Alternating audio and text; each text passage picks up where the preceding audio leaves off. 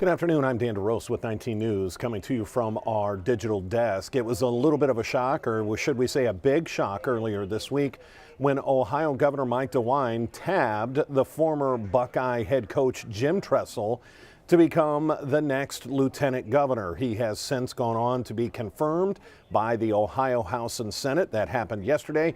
And Mr. Jim Tressel will be sworn in as the state's next lieutenant governor tomorrow at 11 o'clock. Today, actually just within about the last 45 minutes, I was given 10 minutes with the new lieutenant governor to discuss all topics ranging from how his education background will help as the new lieutenant governor, especially when it comes to the new industry that's moving into the state, the major Intel project, the defense contractor who is going to be building a multi-billion-dollar facility, and they're going to need workers. Of course, Clevelanders want to hear about the stadium, whether the Browns should be playing downtown or in a dome. He weighs in on that, as well as whether or not the lieutenant governor now has considered at all continuing this after the next 2 years. Let's remember, Ohio Governor DeWine terms out in 2 years. That means the state will have a new governor. And I asked Mr. Tressel if he's given any consideration to running for governor after this next 2-year stint. Take a look now at this 10-minute interview with the incoming Lieutenant Governor Jim Tressel. Let me ask you, first of all, have you ever had any political aspirations, or did this really come out of the blue? This really came out of the blue. The governor asked if we could sit and visit, and I was surprised with what he wanted to visit about. But then as he continued to talk about his passion for wanting to make sure that his last 2 years, that he continues to make progress, that he sprints through the finish line, and most especially in the areas of education and workforce. And that won't be the limit of what I need to learn about and what we'll focus on. But it really made sense to me, Dan, because I've witnessed here in Ohio the amazing good fortune we've had with Intel moving here, and Anaril moving here, and Sherwin-Williams staying here, and Kimberly Clark, and I mean, I don't even know the litany of it. And also the reality of we better make sure we provide them that workforce that they'll need to be world class. And so we've been talking about that at the university level, at the community college level, at the career and tech center level, at the credentials and certificates level for quite some time. And his passion to take this good fortune that we've had, that Jobs Ohio and the governor's office and the legislators and the economic development folks have all brought to us, he really put that up as a challenge. And, you know, hey, coach, we got to mesh education and this workforce need. It seems to be a natural fit. You've worked your way all the way through, the major universities, president of Youngstown State University. But let's shift. What if there is a call for anything else in the budget, whether it's medical, whether it's infrastructure? Being devil's advocate, are you prepared to be able to handle things that aren't education-based? Well, you know, that's the biggest thing that I've been trying to go to school on. I've sat with the governor and listened when he's done some of those editorial board Zooms and that type of thing. I listened to his press conference on the budget. I've listened to people ask him questions about why this, why that.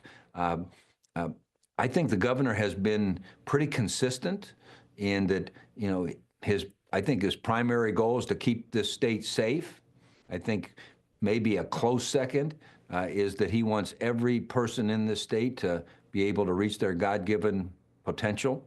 But he also knows that the complexity of running a state, he knows it way better than I do. And so I've been having fun. They've given me reams of material to read. I wasn't the best political science student. In fact, I don't even remember I remember American history, maybe, I don't know. But so I've been reading like crazy and trying to then come back and talk to all these smart people on his staff and say, okay, do I understand this right? But he's really good about knowing that this is the governor's iteration of the budget, and here's his rationale. It's consistent with what he said for the last 6 years that he thinks is important.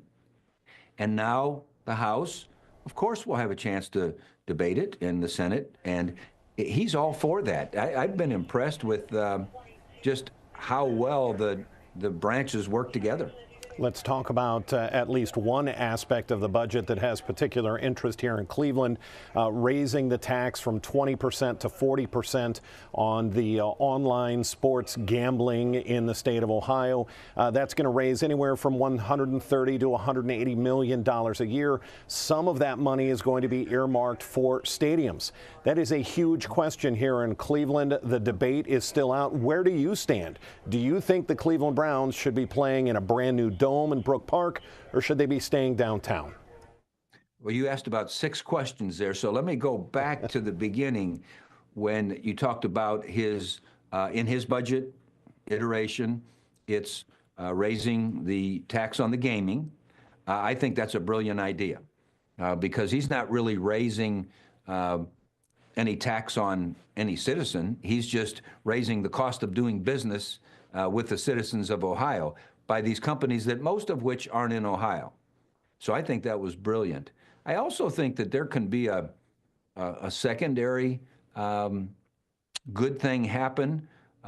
Sometimes when the price of something gets a little bit higher, maybe people are less apt to do it as much. And I'm a little bit worried, just a personal opinion, that, you know, gambling can be an addiction like anything else, just like I have some addictions. Work is one of them. My wife tells me all the time, you're a workaholic, and it's probably not healthy. So there might be a secondary thing that ends up being positive. So I think he had a brilliant idea in terms of how are we going to fund these things ongoing, because we'd been funding it out of central funds that the taxpayers were paying the money, and we have too many other needs in the governor's opinion, and I concur. Education and mental health and child care and the roads and on and on and on. So I think it was brilliant to pitch that in the governor's budget.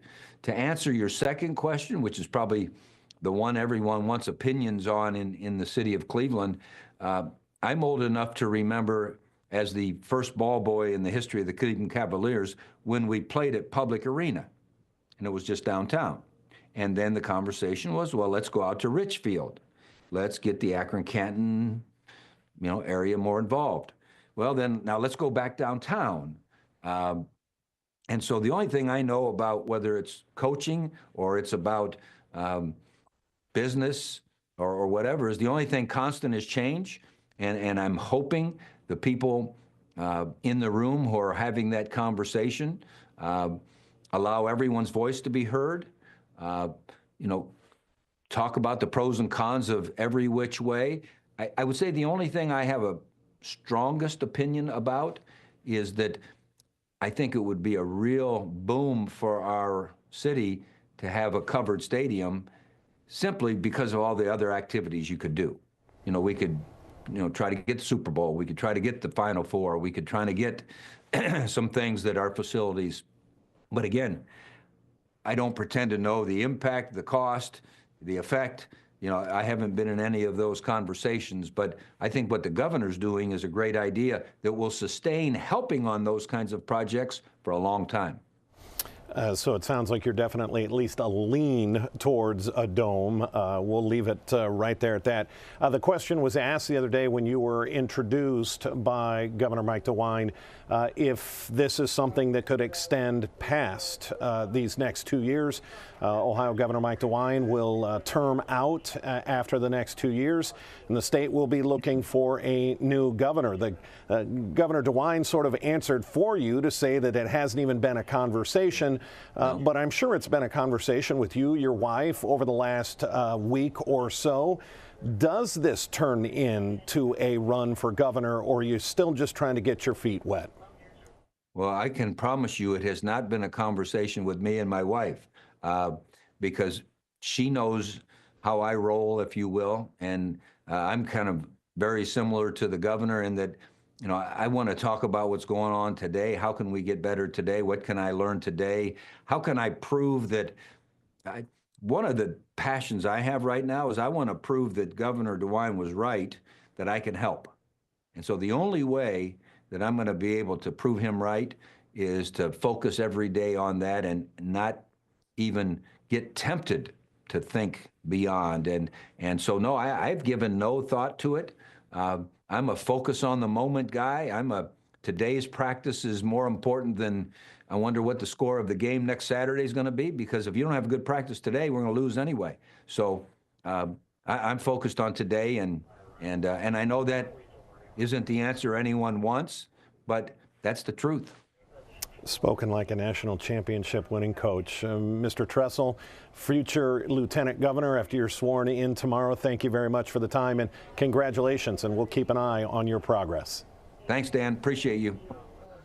Again, that was an interview with Mr. Tressel just about an hour ago on him not only successfully passing the next hurdle, which was being confirmed by the Ohio House and Senate yesterday, he will in fact be sworn in tomorrow as Ohio's next and future lieutenant governor. He'll serve under DeWine for the next 2 years, the last 2 years of DeWine's term, and we'll have to see what the future holds after that. If we have any other breaking news, it's going to be here on our digital platforms. Watch for 3.5 hours of news and first alert weather to come up at 3 o'clock. We do have 2 first alert weather days in our forecast. They are Saturday and Sunday. Could be a little bit of a mess, could be a lot of snow. So make sure you tune in to see all the information on our next First Alert Weather Days. Until then, I'm Dan DeRose with 19 News. Have a good afternoon. 19 News is everywhere. Download our CTV apps and follow us on social media @Cleveland 19 News.